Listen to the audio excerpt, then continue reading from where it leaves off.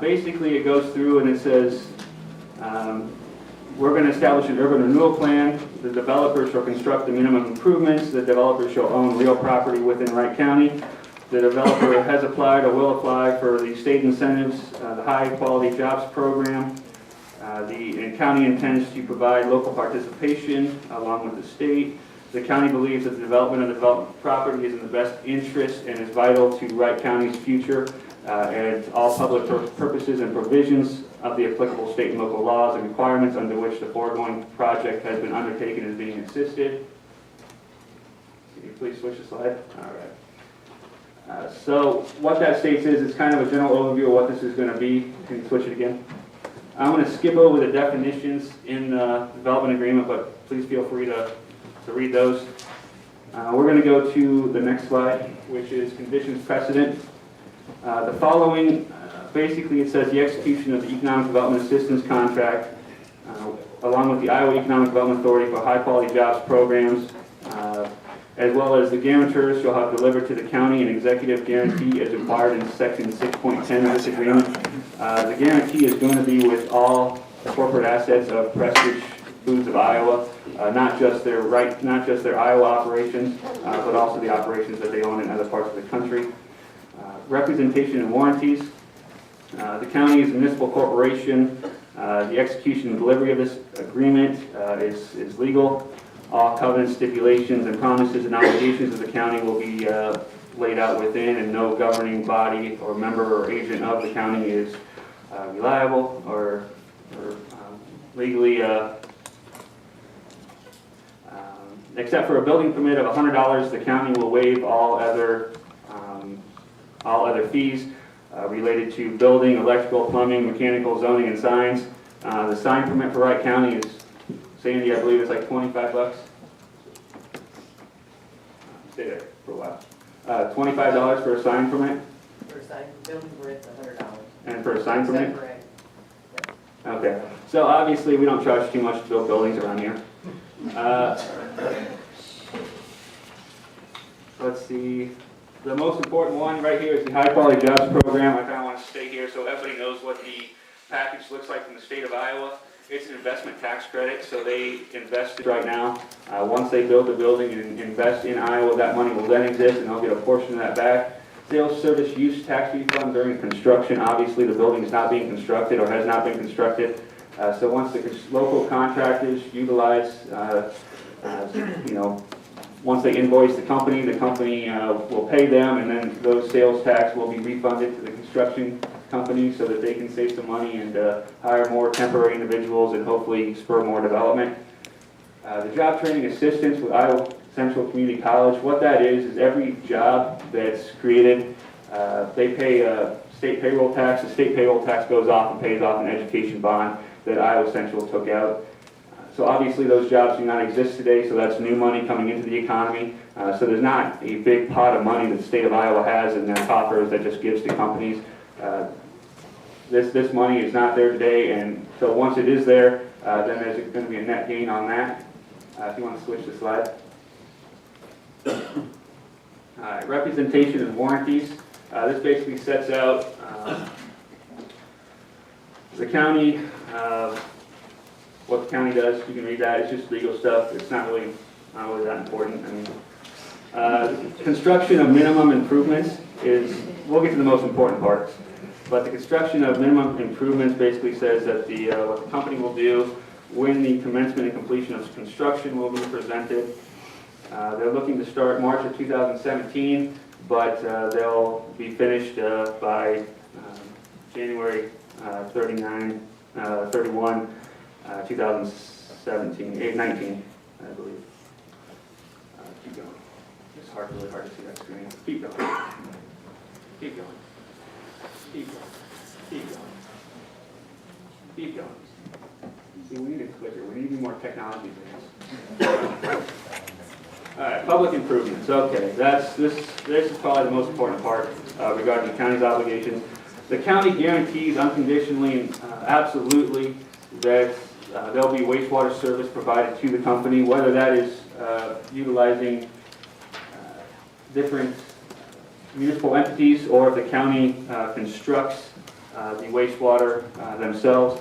It's good to know that even though the county would go into an enterprise revenue debt, that it's not about debt, it's about cash flow, and we have a cash flow model indicating that any plant the county would even consider building is going to be profitable for the county, which means after debt service, profit comes back in, so we can use that profit for other essential government services. That is not our first choice to build a plant, but it is in here just for extra security. Road improvements, road improvements, obviously, there's going to be some turning lanes and acceleration lanes, deceleration lanes out by the site. A lot of people are going to say that, well, all that truck traffic is going to beat up the roads. Well, I just want to point out that Umpton Trucking was the second largest in the state of Iowa. They were producing 600 trucks in and out of Eagle Grove daily at their max. This is not going to exceed that. It's actually going to be about a third of that. As well as Eagle Grove is a trucking company and trucking town. And a lot of trucks went from Eagle Grove to Fort Dodge, down Highway 17, across the Vincent Blacktop. So that was Umpton Trucking's number one route. And so those roads definitely need to be improved now because they haven't been improved in a while. So we want to look at that, and the county is going to fund that using a RISE program, which is a 80-20 grant. So 80% of the road improvements are funded by the Iowa DOT. That's just a bunch of insurance that the company wishes and will provide and maintain throughout the life of the project. You can read that on your own time. Basically, maintenance of properties, maintenance of records, compliance, non-discrimination, that's all legal talk that the company will maintain. Employment, based on any type of local participation, the company has to maintain 922 full-time equivalent jobs that is contractually legally binding with the state of Iowa as well as with Wright County. By July, they have to provide a jobs number, and then what that'll do is we'll take that into account for any type of local participation that we'll continue to provide. So this is going to be adjusted basically to tax increment payments. What we are going to do is we're going to provide a 32% tax increment payment back to the company after taxes are paid. So the taxes will be paid in full after the minimum assessment agreement goes into play, and then we will provide a 32% TIF eligible rebate. What that means is our tax levy in that location is $27 per 1,000. There's some items that cannot be provided to the company under this scenario, such as debt service and physical plant and equipment for the school district. So those they'll pay no matter what. And then so there's about $23 per 1,000 that can actually be eligible for full reimbursement. We're only going to provide a 32% of taxes that they pay. Once again, those taxes do not exist today, and this is a very common economic development tool that we can use. Your grocery stores, your eating establishments, your industrial parks, your subdivisions have all utilized tax increment payments in some shape or form. If we don't have that tool at our disposal, Wright County would not be what it is today because it wouldn't make much sense. The demand wouldn't be there, and the economics wouldn't make sense. So that's our tool, and that's our only tool that we can use to maintain adjustment. The annual certification, like I said, is by July 31st, 2020 is when it will start every year. They will provide their information. They got to make sure that the taxes are current before they would receive any type of tax increment payment. This is a new one that we threw in there, and the Prestige family has agreed to. Abandonment or obsolescence. Obviously, with Cherokee, there's been some issues with their Tyson plant. We want to make sure that we're protected, that we don't have a 650,000 square foot building sitting in abandonment for over 5 years, provided that the financial institution allows for it.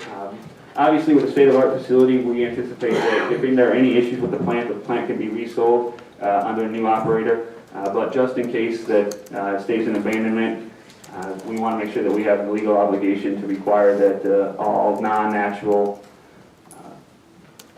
things that were improved are taken out, and it goes back to its original state, which is currently farmland.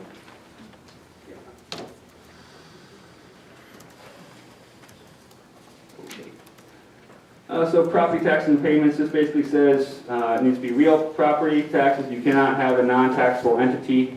And then also tax increment payments are in there as well. And they will not seek any further tax exemptions or rebates past this point. So that's good. It makes sure that we maintain our tax rates over the course of the term.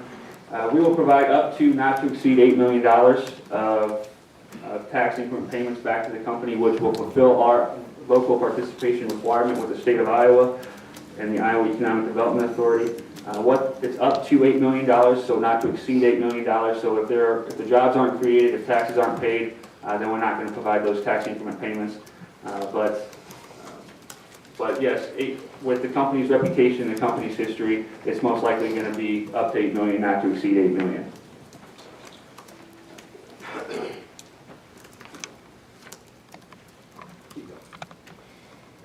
All right. Events or default and remedies. Basically, if any party defaults on this agreement, there are repercussions for the parties. The county is not obligated with any money or for any money. If this does not go through, we are subject to a lot of other approvals and permits. But